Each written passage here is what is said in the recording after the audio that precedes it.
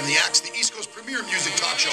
My name is Rich Rogenmoser. Listening to a little bit of our first guest here, Alan Kroll, on there.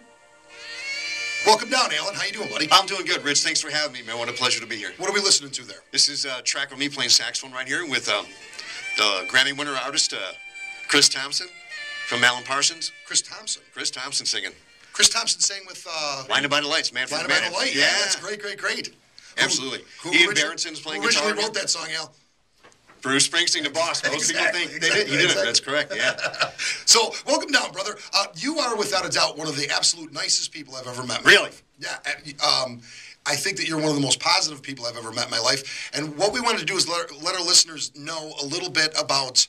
Usually the standard issue, people that come in and talk to us are guys that are, they've gotten a record label from, putting a band together, stuff like that, that end of the industry. But you kind of have a different aspect of the industry that's your specialty, and it's worked well for you. You do a lot of stuff in TV, you do a lot of stuff, some stuff in film, a lot of different things, and you kind of got irons in the fire everywhere. So why don't you tell us some of the stuff that you do? Well, some of the stuff I do, I don't know, it just came along without looking for it, actually. Just having a lot of fun being involved in music. Starting out young, doing a lot of playing, meeting a lot of people, always being around people. I think that what causes a lot of energy and a lot of good things that make you active when you need to perform. And just, I never said no to nothing, and I always listen to people, especially their advice, and from everybody I've learned. And just by working by more and more people over the years, faster, instead of working with one band a year or two bands a year, I landed working with like 10 or 11 different kinds of either individual or a band or something in the last 10 years, and it just was, everybody's so different that I just kept saying, I've never seen that. They say, did you ever hear this? No, and all these examples of learning.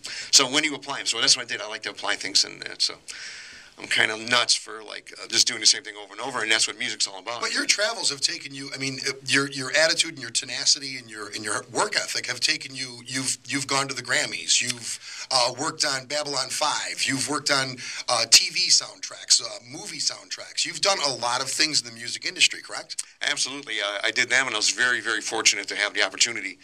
I was kind of like, I got a lot of energy, don't know what to do with, so I always had an opportunity to work extra long hard and just to try to figure out what needed to be done. Babylon 5 was one of the greatest things. I worked with Christopher Franke, and Kroll wrote some music. We may get to listen to a little bit coming up, I guess. And, Christopher Franke, that's a heavy-duty name in Tangerine Dream, actually. Yeah, he's a drummer. Yeah, we landed up being running and directing the entire Berlin Symphonic Orchestra out there at Warner Brothers, who did all the Babylon 5, and that's where I got my start. The guy was phenomenal, and he taught me a lot of stuff that I, again, never heard of, or someone just tells you straight out. How did you run across him? Tell me about that meeting.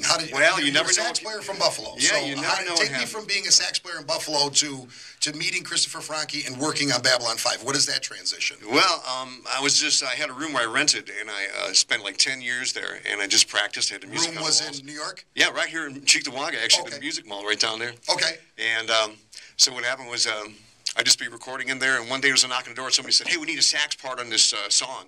Would you be interested? I said, sure. So I went and played, and it was one song, and then a week later they said another one, and eventually a CD came out. We played like 2 gigs, and I played those 2 songs. And in the bar, it used to be Nero's, and it was Union and George Urban. Tremors. Okay. Yeah, I got hit by lightning, so it was a lot of energy going on in there. I looked for energy.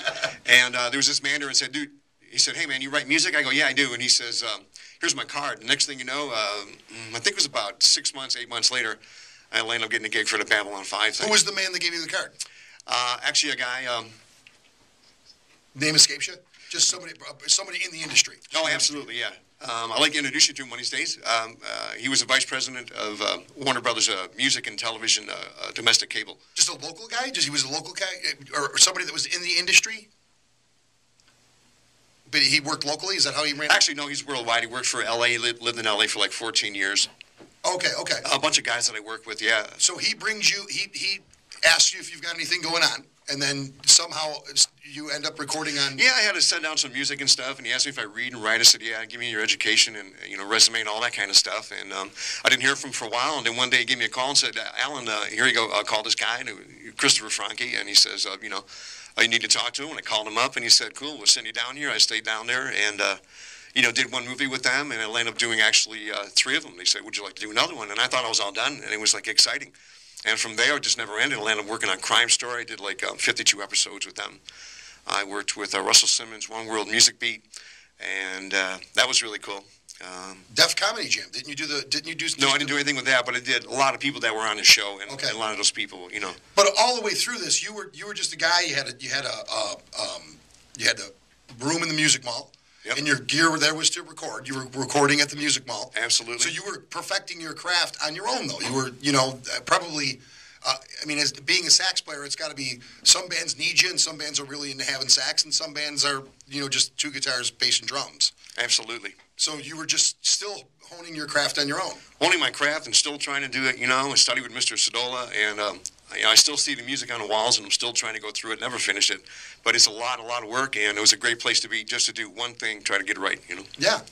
And turn out to be more than I ever imagined, But you never know. So you got, all these fires always burning and stuff. So the Babylon 5 thing, that opened doors for that opened the door. It hasn't stopped. And my most recent thing that, the highlights in the last couple of years have been really exciting. One of my biggest inspirations, and obviously great musician, Michael McDonald. Mm-hmm. 32 years ago when Taken to the Streets came out, man, that sax solo. I learned it, and it took me about, a year or something, whatever, way back. And whoever know that I'd be playing sax on track with him, and that's my dream, and it came true. So it's really, really exciting. How did that whole thing come up with you and Michael? Oh, just being in California last year, doing some other projects, and a friend of mine just asked me to sit in and meet some of his music friends and bring my sax. And he said maybe I'll get to play a tune. And next thing you know, I ended up playing every song that night except one. It was really cool. And Willie Ornelius played drums with Earth, Wind, and Fire. He was a drummer that night. I had no idea. It was really cool. And there was a producer there, Roger Scott Craig. And this guy said, I like the way you play sax. Where are you from? Blah, blah, blah. And he said, here's my card. And he called me up like 10 weeks later and said, hey, Alan, this is Roger. And I was wondering if you would be interested in coming up to Malibu and do some recording. And I said, sure, where we got to go. And it was actually like 250 miles north of Burbank. And so I did one recording, which was the Michael McDonald. Then I did the, the Blue Skies. And then I also did another track with Christopher Cross recently called Taking a Chance. And that's all through Roger. And I'm going to be released on his album. The girl that is the feature for this rhythm and blues album, her name is Gigi. And Gigi was a world-class performer, singer, working with Michael McDonald on tour as well as Christopher Cross. So they've known each other for, years. Exactly, I don't know how long, but that was what, so Michael is singing on her albums as a result of, vice versa, what they did for each other. So it turned out to be pretty cool. And they, put me on these tracks, man, and it blows my mind. I'm blown away. So basically, really what you're telling us is if you've stayed true to your craft, and it's open doors. But you're not the kind of person that lets a door close, are you? No. If a door opens, you always have your sax with you, too. Always have my sax. I got to play with Rick James once. I waited for him 13 hours, man. He was going to play with Eddie Murphy downtown at the library on Jefferson Avenue, and I waited for him. Then he finally showed up, and I got to play and meet him. It was pretty cool. And he said, wherever you go, take your sax, dude. So, I took that with me. But I don't have it today. But I got the recordings. But so that was actually advice that Rick James gave you? Absolutely, man. Take it to the grave, and what a great guy, and for him to be digging on it really inspired me. I said, damn, Yeah. Well, that's great. So